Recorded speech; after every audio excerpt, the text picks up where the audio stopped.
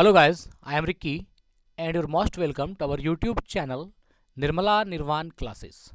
आज हम आप लोगों के बीच लुसेंट समान विज्ञान के पार्ट 5 बायोलॉजी का जो वस्तुनिष्ठ प्रश्न है उसको लेकर आपके सामने उपस्थित हुए हैं।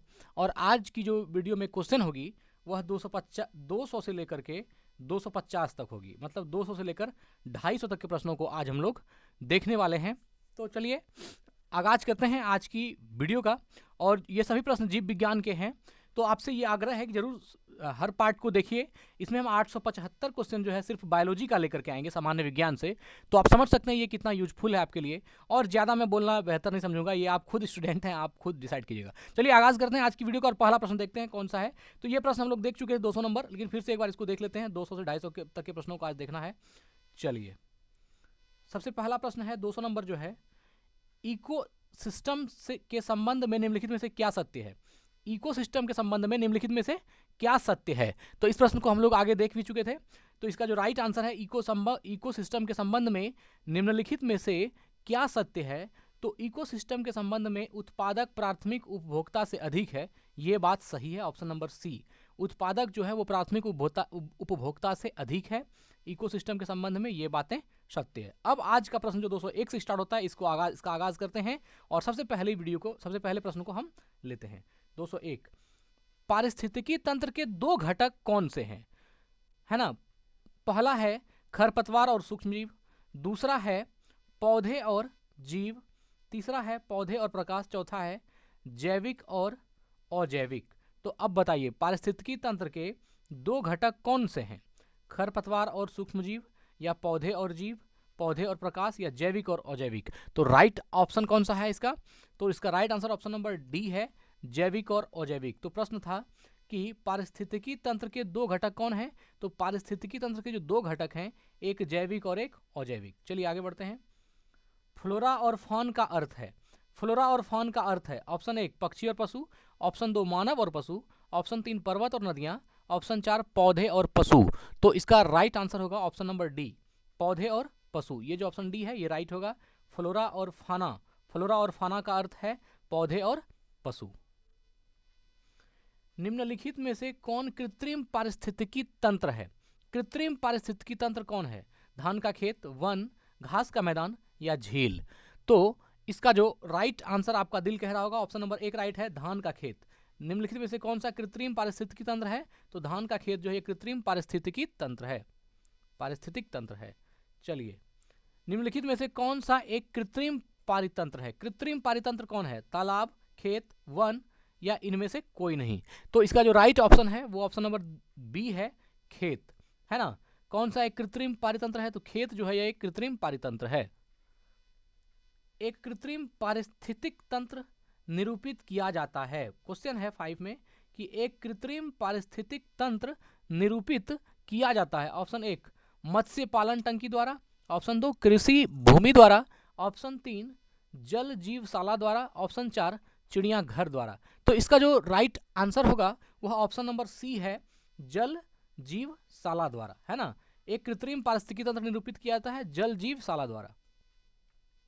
खाद्य श्रृंखला है, ऑप्शन 1 है कि स्वपोषित जीवों के बीच संबंध, ऑप्शन 2 है दो जीवों के बीच आनुवांशिक पदार्थ का विनिमय, ऑप्शन 3 है एक जीव से दूसरे जीव का खाद्य और इस प्रकार ऊर्जा का पारण, ऑप्शन 4 है खाद्य बिक्री केंद्र उपलब्ध कराने वाला आधुनिक उद्यमी प्रतिष्ठान। तो खाद्य श्रृंखला है। अब राइट आंसर कौन सा होगा ये आपको बताना है। तो इसका जो राइट आंसर है ऑप्शन नंबर सी है, सी सही है कि खाद्य श्रृंखला जो है एक जीव से दूसरे जीव का खाद्य और इस प्रकार ऊर्जा का पारण है ना। ये राइट आंसर है। चलिए 207 को देखते हैं। खाद्य श्रृंखला में मानव है ना। खाद्य श्रृंखला जो है उसमें मानव क्या है, एक निर्माता है, केवल प्राथमिक उपभोक्ता है, केवल द्वितीयक उपभोक्ता है या ऑप्शन 4 प्राथमिक तथा द्वितीयक उपभोक्ता है। तो राइट आंसर कौन सा हो जाएगा 207 का। तो ऑप्शन नंबर डी जो है इसका राइट आंसर है कि खाद्य श्रृंखला जो फूड चैन है, फूड चैन में मानव प्राथमिक तथा द्वितीयक उपभोक्ता है, प्राथमिक तथा द्वितीयक उपभोक्ता है। जब हम बकरी या भेड़ का मांस खाते हैं तब हम प्राथमिक उपभोक्ता हैं, द्वितीयक उपभोक्ता हैं, तृतीयक उपभोक्ता हैं, या इनमें से कोई नहीं? कौन सा राइट आंसर है बताइए। तो इसका जो सही आंसर है ऑप्शन नंबर बी है, हम द्वितीयक उपभोक्ता हैं, जो आपका दिल भी कह रहा है। ऑप्शन बी राइट है कि द्वितीयक उपभोक्ता हैं। जब हम बकरी या भेड़ का मांस खाते हैं तो हम द्वितीयक उपभोक्ता हैं। चलिए, निम्न में से कौन आहार श्रृंखला का निर्माण करते हैं? ऑप्शन एक घास, गेहूं तथा आम। ऑप्शन बी घास, बकरी तथा मानव। ऑप्शन तीन बकरी, गाय तथा हाथी। ऑप्शन चार घास, मछली तथा बकरी। तो इसका जो राइट आंसर है वह आपके जहन में आ रहा है, ऑप्शन नंबर बी राइट है, घास, बकरी तथा मानव। ये रही सही है कि आहार श्रृंखला जो है का निर्माण करते हैं तो घास को बकरी खाती है और बकरी को आदमी भी खाता है। तो यह जो है खाद्य श्रृंखला का सही निर्माण करता है। चलिए आगे बढ़ते हैं। पारिस्थितिक तंत्र में एक पोषी स्तर से दूसरे पोषी स्तर में स्थानांतरण से ऊर्जा की मात्रा बढ़ती है, घटती है, स्थिर रहती है, बढ़ सकती है या घट सकती है? प्रश्न था पारिस्थितिकी तंत्र में एक पोषी स्तर से दूसरे पोषी स्तर में स्थानांतरण से ऊर्जा की मात्रा क्या होती है? तो इसका जो राइट आंसर होगा मित्र वह है ऑप्शन नंबर बी, अर्थात घटती है। तो पारिस्थितिकी तंत्र में एक पोषी स्तर से दूसरे पोषी स्तर में स्थानांतरण के से ऊर्जा क्या होती है? ऊर्जा की मात्रा घटती है। जैसे मान लीजिए घास को बकरी खाया और बकरी को आदमी खाया, तो जो घास की एनर्जी थी वह बकरी में, तो यह जो है पहला स्तर जो है एक पोषी स्तर से दूसरे पोषी स्तर के स्थानांतरण में क्या होती है? ऊर्जा की मात्रा घटती है। पहले में जितना ऊर्जा था बाद वाले में उतना ऊर्जा नहीं रहती है। चलिए आगे देखते हैं। 211 घटती उत्पादनशीलता के क्रम में पारिस्थितिक तंत्र में निम्नलिखित में से कौन सा क्रम सही है? ऑप्शन एक है मैंग्रोव, सागर, घास, मैदान या झील। ऑप्शन दो है सागर, झील, घास, मैदान या मैंग्रोव। ऑप्शन तीन है मैंग्रोव, घास, मैदान, झील और सागर। ऑप्शन चार है सागर, मैंग्रोव, झील, घास, मैदान। तो राइट आंसर कौन सा हो जाएगा 211 का? इसका जो राइट आंसर है ऑप्शन नंबर सी है ना। ऑप्शन नंबर सी सही है कि घटती उत्पादनशीलता के क्रम में पारिस्थितिक तंत्र में निम्नलिखित में से कौन सा क्रम सही है? तो मैंग्रोव पहले होगा, फिर घास मैदान, फिर झील और फिर सागर, ये सही है।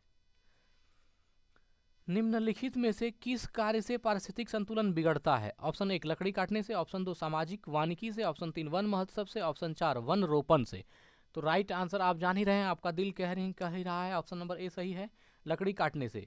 किस कार्य से पारिस्थितिक संतुलन बिगड़ता है? तो लकड़ी काटने से पारिस्थितिक संतुलन जो है वह बिगड़ता है।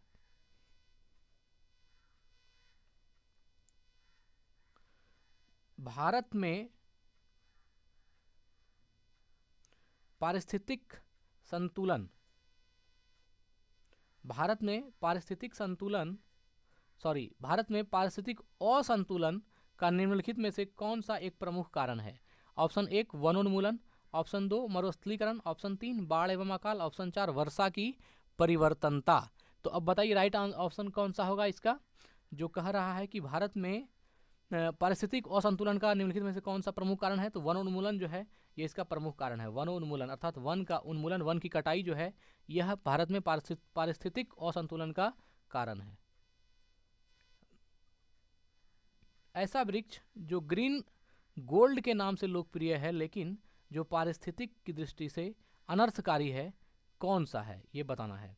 मतलब एक ऐसा वृक्ष है जो ग्रीन गोल्ड के नाम से लोकप्रिय है लेकिन जो पारिस्थितिकी की दृष्टि से अनर्थकारी है, ऐसा कौन सा है? ऑप्शन एक यूकेलिप्टस, ऑप्शन दो पीपल, ऑप्शन तीन वट वृक्ष, ऑप्शन चार इनमें से कोई नहीं। तो इसका जो राइट आंसर हो जाएगा वह होगा ऑप्शन नंबर एक यूकेलिप्टस। यूकेलिप्टस जो है ऐसा वृक्ष है जो ग्रीन गोल्ड के नाम से लोकप्रिय है लेकिन जो पारिस्थितिकी की दृष्टि से अनर्थकारी है।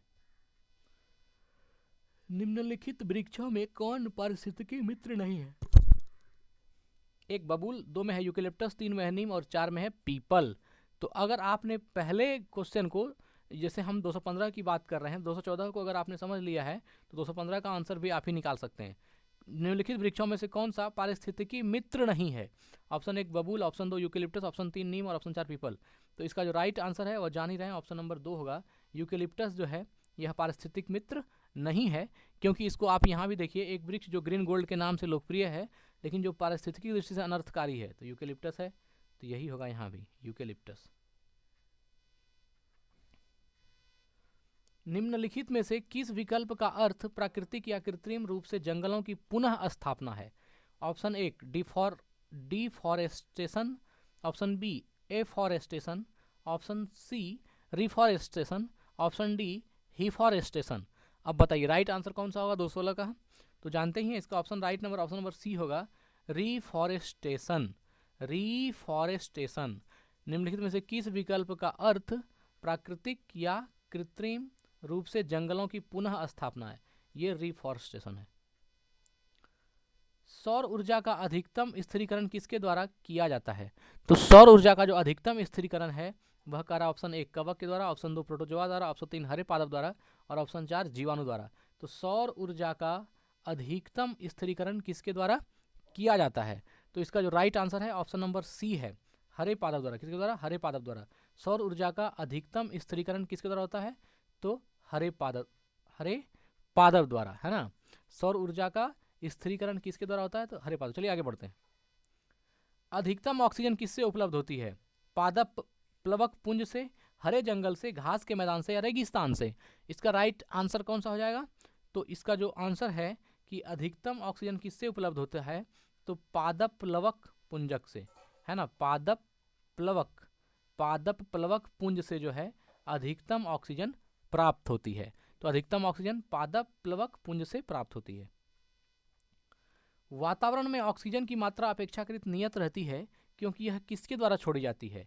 ऑप्शन एक चट्टान द्वारा, ऑप्शन दो जानवर द्वारा, ऑप्शन तीन सागर द्वारा और ऑप्शन चार पौधे द्वारा। तो इसका राइट ऑप्शन कौन सा होगा? वातावरण में ऑक्सीजन की मात्रा अपेक्षाकृत नियत रहती है क्योंकि यह किसके द्वारा छोड़ी जाती है? तो ऑप्शन इसका कौन सा राइट होगा बताइए? आपका दिल कह रहा है ऑप्शन नंबर डी और ये सही है, पौधे द्वारा, है ना। वातावरण में ऑक्सीजन की मात्रा अपेक्षाकृत नियत रहती है क्योंकि यह किसके द्वारा छोड़ी जाती है? पौधे के द्वारा छोड़ी जाती है। निम्न में से कौन सा किसी पारिस्थितिकी तंत्र में एक दिशीय प्रवाह दर्शाता है? निम्न में से कौन सा किसी पारिस्थितिकी तंत्र में एक दिशीय प्रवाह दर्शाता है? ऑप्शन एक प्रकाश, ऑप्शन दो ऊर्जा, ऑप्शन तीन जल और ऑप्शन चार बायोमास। तो राइट आंसर कौन सा होगा बताइए? ऑप्शन नंबर बी राइट है, ऊर्जा। निम्न में से कौन सा किसी पारिस्थितिकी तंत्र में एक दिशीय प्रवाह दर्शाता है? तो ऊर्जा जो है पारिस्थितिकी तंत्र में एक दिशीय प्रवाह को दर्शाता है। निम्नलिखित में से कौन सा कथन सही है? ऑप्शन एक जैव मंडलीय पारिस्थितिकी तंत्र में ऊर्जा का प्रवाह एक दिशीय होता है। ऑप्शन दो जैव मंडलीय पारिस्थितिकी तंत्र में ऊर्जा का प्रवाह चक्रीय होता है। ऑप्शन तीन प्राकृतिक पारिस्थितिकी तंत्र में बढ़ते पोषण स्तर के साथ ऊर्जा का सापेक्षिक क्षय घट जाता है। ऑप्शन चार प्रगामी बढ़ते पोषण स्तरों के साथ प्रजातियां सुलभ ऊर्जा का उपयोग करने में कम दक्ष होती है। अब बताइए राइट आंसर कौन सा लग रहा है आपको 221 का? तो इसका जो राइट आंसर है वो ऑप्शन नंबर ए होगा, है ना। ऑप्शन नंबर ए राइट है, जैव मंडलीय पारिस्थितिकी तंत्र में ऊर्जा का प्रवाह एक दिशीय होता है, एक दिशीय होता है, ये राइट है। निम्नलिखित ऊर्जा स्रोतों में से कौन सा पर्यावरण को स्वच्छ रखने के लिए सर्वोत्तम है? निम्नलिखित ऊर्जा स्रोतों में से कौन सा पर्यावरण को स्वच्छ रखने के लिए सर्वोत्तम है? ऑप्शन एक पेट्रोलियम उत्पाद, ऑप्शन दो वन उत्पाद, ऑप्शन तीन नाभिकीय विखंडन, ऑप्शन चार सौर सेल। राइट आंसर कौन सा होगा 222 का? तो राइट है ऑप्शन नंबर डी सौर सेल, जो आपका दिल कह रहा है एकदम 100% सही है, मार दीजिए। चलिए, एड डाटा बुक का प्रकाशन किसके द्वारा किया जाता है? एड डाटा बुक का प्रकाशन किसके द्वारा किया जाता है? ऑप्शन एक USEPA, ऑप्शन दो IUCN, ऑप्शन तीन WWF, ऑप्शन चार IGBP। तो एड डाटा बुक का प्रकाशन किसके द्वारा होता है? ऑप्शन जो राइट है वह हो जाएगा आपका ऑप्शन नंबर बी, ये सही है, IUCN। ये ऑप्शन जो है इसके द्वारा एड डाटा बुक का प्रकाशन किया जाता है। चलिए, लुप्त प्राय या दुर्लभ प्रजातियों की सुरक्षा एवं संरक्षण के लिए उन्हें उनके प्राकृतिक निवास से किसी दूसरे व्यवस्था क्षेत्र में ले जाने को कहा जाता है। ऑप्शन एक एक्स सीटू संरक्षण, ऑप्शन दो इन सीटू संरक्षण, ऑप्शन तीन प्रवास संरक्षण, ऑप्शन चार प्रवास संरक्षण। देखिए यहाँ ऑप्शन तीन में प्रवास संरक्षण, ऑप्शन चार भी प्रवास संरक्षण, सेम ऑप्शन है। अब इसका राइट आंसर कौन सा हो जाएगा बताइए?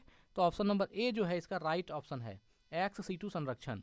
लुप्त प्राय या दुर्लभ प्रजातियों की सुरक्षा एवं संरक्षण के लिए उन्हें प्राकृतिक निवास से किसी दूसरे व्यवस्था क्षेत्र में ले जाने को कहा जाता है एक्स सीटू संरक्षण। बहुत इंपॉर्टेंट प्रश्न है, याद रखिएगा इसको। निम्नलिखित में से क्या भारत में बाघों की आबादी के लिए खतरा नहीं है? क्या बाघों की आबादी के लिए खतरा नहीं है? ऑप्शन एक प्राकृतिक वास का विखंडन, ऑप्शन दो मवेशियों की चराई, ऑप्शन तीन वन्य जीव गलियारों का संयोजन, ऑप्शन चार उपलब्ध शिकार में कमी। तो बताइए इसका राइट आंसर कौन सा हो जाएगा 225 का, सॉरी, तो इसका ऑप्शन सी नंबर राइट है। वन्य जीव गलियारों का संयोजन, निम्नलिखित में से क्या भारत में बाघों की आबादी के लिए खतरा नहीं है? वन्य जीव गलियारों का संयोजन, यह जो है भारत में बाघों की आबादी के लिए खतरा नहीं है।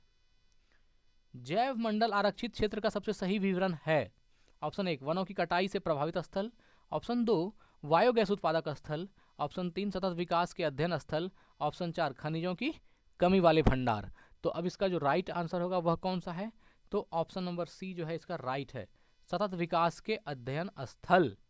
जैव मंडल आरक्षित क्षेत्र का सबसे सही विवरण क्या है? सतत विकास के अध्ययन स्थल, सतत विकास के अध्ययन स्थल। बायोलॉजिकल हॉटस्पॉट की मुख्य विशेषता निम्नलिखित है।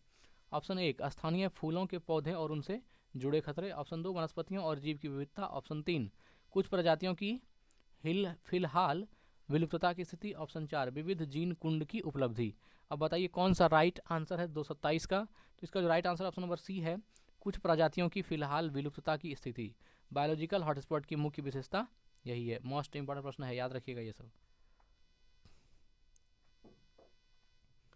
डैश प्रजातियां संकटग्रस्त प्रजातियां के IUCN द्वारा किए गए वर्गीकरण में शामिल नहीं है। ऑप्शन 1 लुप्तप्राय, ऑप्शन 2 हानिकारक, ऑप्शन 3 विलुप्त, ऑप्शन 4 असुरक्षित।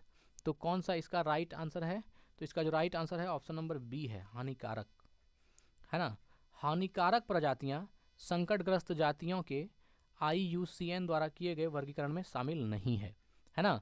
हानिकारक प्रजातियां संकटग्रस्त प्रजातियों के IUCN द्वारा किए गए वर्गीकरण में शामिल नहीं है, हानिकारक। ऑप्शन नंबर बी जो है ये राइट है। इकोटॉन का अर्थ क्या होता है? इकोटॉन का अर्थ क्या होता है? ऑप्शन 1 है इकोटॉन वो है जहां दो बायोमास मिलते हैं। इकोटॉन यह एक कम अस्तित्व वाले प्रजाति का क्षेत्र है। ऑप्शन 3 है सीमित वनस्पतियों और जीवों वाला क्षेत्र है। ऑप्शन 4 है उच्च बायोमास उत्पादन का क्षेत्र है। तो राइट आंसर आपका कौन सा है? तो ऑप्शन नंबर ए जो है वो राइट है। इकोटॉन वो है जहां दो बायोमास मिलते हैं। अच्छा प्रश्न है।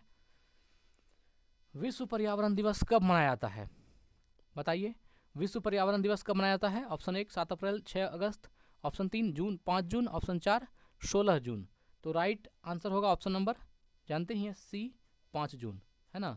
विश्व पर्यावरण दिवस 5 जून को मनाया जाता है। प्रथम विश्व पर्यावरण दिवस किस वर्ष मनाया गया? पहला जो है विश्व वर्ल्ड इन्वायरमेंट डे कब मनाया गया? प्रथम विश्व पर्यावरण दिवस किस वर्ष मनाया गया? ऑप्शन 1 है 1973, option 2 1972, option 3 1980, option 4 1974। Right answer जो आपका दिल कह रहा है ऑप्शन नंबर ए है 1973 जो है वह प्रथम विश्व पर्यावरण दिवस इसी वर्ष मनाया गया था 1973 में। संयुक्त राष्ट्र पर्यावरण कार्यक्रम का मुख्यालय कहाँ है? The Hague, Nairobi, Washington DC, New York. सही ऑप्शन कौन सा है? तो इसका सही राइट आंसर है ऑप्शन आपके दिल में जो चल रहा है Nairobi, option number B right है, नैरोबी। संयुक्त राष्ट्र पर्यावरण कार्यक्रम का मुख्यालय नैरोबी है। राष्ट्रीय पर्यावरण इंजीनियरिंग अनुसंधान संस्थान कहाँ स्थित है? पुणे, दिल्ली, नागपुर, चेन्नई। राष्ट्रीय पर्यावरण इंजीनियरिंग अनुसंधान संस्थान कहाँ स्थित है? तो इसका जो राइट आंसर है ऑप्शन नंबर सी है ना, नागपुर। कहाँ है? नागपुर में है राष्ट्रीय पर्यावरण इंजीनियरिंग अनुसंधान संस्थान। वन अनुसंधान संस्थान स्थित है। वन अनुसंधान संस्थान कहाँ स्थित है? शिमला में, शिलोंग में, देहरादून में, लखनऊ में। तो इसका जो राइट ऑप्शन है ऑप्शन नंबर सी होगा, देहरादून में वन अनुसंधान संस्थान। चलिए ठीक है, आगे बढ़ता हूँ। भारतीय वानस्पतिक सर्वेक्षण का मुख्यालय कहाँ है? लखनऊ, दार्जिलिंग, कोलकाता या उत्तराखंड। भारतीय वनस्पतिक सर्वेक्षण का मुख्यालय कहाँ है? तो इसका जो राइट आंसर है भारतीय वनस्पतिक सर्वेक्षण मुख्यालय का ये हो जाएगा ऑप्शन नंबर सी, कोलकाता में, है ना। ऑप्शन सी राइट है, कोलकाता में। चलिए, NGT का पूरा नाम क्या है? National geographic TV, national green transport, national green trust, national green tribunal. तो राइट आंसर जो NGT का है वह कौन सा हो जाएगा? तो ऑप्शन नंबर डी राइट है, नेशनल ग्रीन ट्रिब्यूनल, है ना, नेशनल ग्रीन ट्रिब्यूनल ये राइट आंसर है। निम्नलिखित में कौन मानव जनित जीवोम का एक उदाहरण है? मानव जनित जीवोम का एक उदाहरण कौन है? जलतंत्र, घास का मैदान, वर्षा वन या फसली भूमि। इसका जो राइट आंसर है वो कौन सा हो जाएगा? तो इसका राइट आंसर है ऑप्शन नंबर डी, फसली भूमि, है ना, फसली भूमि। मानव जाति जीवाणु का एक उदाहरण कौन है? फसली भूमि है। चलिए, इको मार्क उन भारतीय उत्पादों को दिया जाता है जो शुद्ध एवं मिलावटी रहित हो। ऑप्शन 2 प्रोटीन समृद्ध हो। ऑप्शन 3 पर्यावरण के प्रति मैत्रीपूर्ण हो। ऑप्शन 4 आर्थिक दृष्टि से व्यवहार्य हो। तो इको मार्क उन भारतीय उत्पादों को दिया जाता है। अब इसका राइट आंसर कौन सा होगा? 238 का।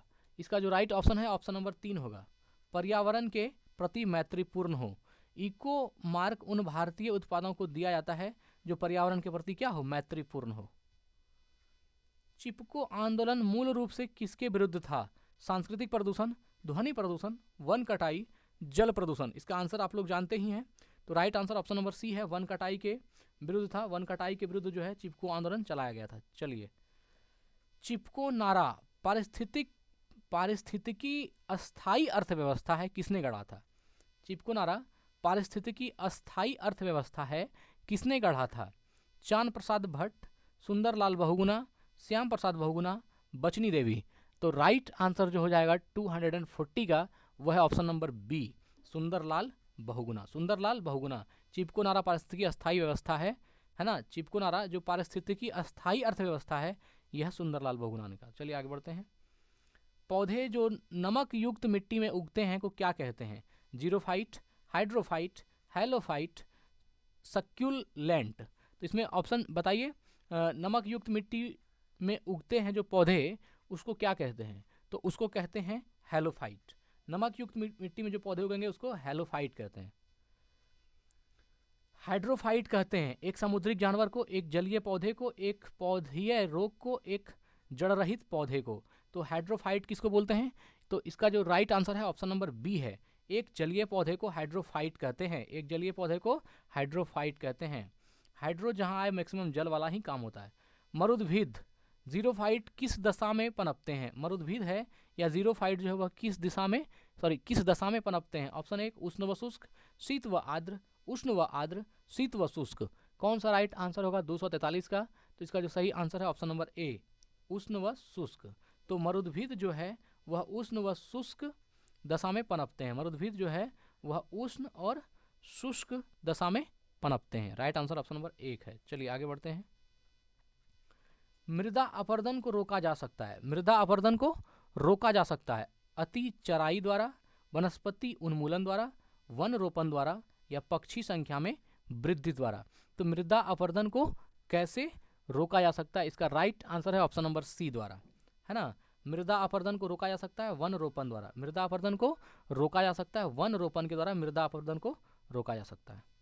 निम्नलिखित में से कौन सा एक जैव निम्नीकरणीय नहीं है? जैव निम्नीकरणीय नहीं है। जूट की टोकरी, चांदी की पन्नी, चमड़े का थैला, ऊनी चटाई। कौन सा जो है जीव निम्नीकरणीय नहीं है? तो इसका जो राइट आंसर होगा वह ऑप्शन नंबर बी होगा, चांदी की पन्नी। चांदी की पन्नी जो है वह जैव निम्नीकरणीय नहीं है। बाकी जूट की कटोरी जैव निम्नीकरणीय है, चमड़े का थैला जैव निम्नीकरणीय है, ऊनी चटाई यह भी जैव निम्नीकरणीय है, लेकिन चांदी की पन्नी जो है वह जैव निम्नीकरणीय नहीं है। निम्नलिखित में से क्या जैव अपघटनीय है? जैव अपघटनीय है। Option 1 DDT, option 2 paper, option 3 plastic, option 4 aluminium. तो इसका जो राइट आंसर होगा वह ऑप्शन नंबर बी हो जाएगा, जो कि आप भी जानते हैं पेपर। निम्नलिखित में से क्या जैव अपघटनीय है? तो जैव अपघटनीय कौन है? पेपर है, एल्यूमिनियम, प्लास्टिक और डीडीटी, ये जो है जैव अपघटनीय नहीं है। निम्नलिखित में से कौन सा प्रदूषण कारक जैवीय रूप से अपघटित होता है? Option 1 asbestos, option 2 DDT, option 3 plastic, option 4 मल। तो इसका जो राइट आंसर है वह ऑप्शन नंबर डी हो जाएगा, मल, है ना। मल मतलब कौन सा प्रदूषण कारक जैवीय रूप से अपघटित होता है? तो यह जो मल है यह जैवीय रूप से अपघटित होता है। निम्न में से कौन सा जीव निम्नकरणीय है? 1 में है कागज, 2 में है डीडीटी, 3 में है एल्यूमिनियम और 4 में है प्लास्टिक। तो इसका आंसर जानते ही हैं, ऑप्शन नंबर 1 जो है कागज, है ना, ये क्या है? जैव निम्नीकरणीय है। कागज क्या है? जैव निम्नीकरणीय है, जबकि डीडीटी, प्लास्टिक और एल्यूमिनियम जैव निम्नीकरणीय नहीं है। 249 को देखते हैं। निम्नलिखित में से कौन सा जीव निम्नीकरणीय है? प्लास्टिक, पॉलीथीन, पारा और रबड़। अब ऑप्शन के साथ बताइए ऑप्शन कौन सा राइट होगा। आपका दिल सही कह रहा है, रबड़ जो है वह जैव निम्नीकरणीय है, जबकि पारा जैव निम्नीकरणीय नहीं है, पॉलिथीन जैव निम्नीकरणीय नहीं है, और प्लास्टिक भी जैव निम्नीकरणीय नहीं है, लेकिन रबड़ जो है जैव निम्नीकरणीय है। लास्ट प्रश्नों को देखेंगे हम लोग 250 को। निम्न प्रदूषकों में कौन जैव विघटित है? निम्न प्रदूषकों में कौन जैव विघटित है? ऑप्शन 1 पारा, ऑप्शन 2 वाहित मल, ऑप्शन 3 प्लास्टिक, ऑप्शन 4 एस्बेस्टस। तो प्रदूषकों में जैव विघटित कौन सा है? तो इसका जो राइट आंसर है वो आपका दिल जो कह रहा है वही है, ऑप्शन नंबर बी वाहित मल। वाहित मल जो है वह प्रदूषकों में, इन निम्नलिखित प्रदूषकों में जैव विघटित है। क्या है? जैव विघटित है। कौन? तो वाहित मल इसका राइट आंसर है, ऑप्शन नंबर बी राइट है। तो ठीक है, आज हम 250 प्रश्नों को देखा। आज हमने यह जो है पार्ट 5 है लुसेंट सामान्य विज्ञान जीव विज्ञान वस्तुनिष्ठ प्रश्न का। इसके बाद जो है पार्ट 6 होगा, इसमें हम 250 से लेकर के 300 तक के ऑब्जेक्टिव प्रश्नों को बायोलॉजी का लुसेंट सामान्य विज्ञान का आपके सामने लेकर उपस्थित होंगे अगली वीडियो में। तो ठीक है, जुड़ने के लिए बहुत बहुत शुक्रिया, थैंक्स फॉर वॉचिंग। चलिए आज की वीडियो को यहीं एंड करते हैं। स्वस्थ रहें, अपना ख्याल रखें। जय हिंद, जय भारत।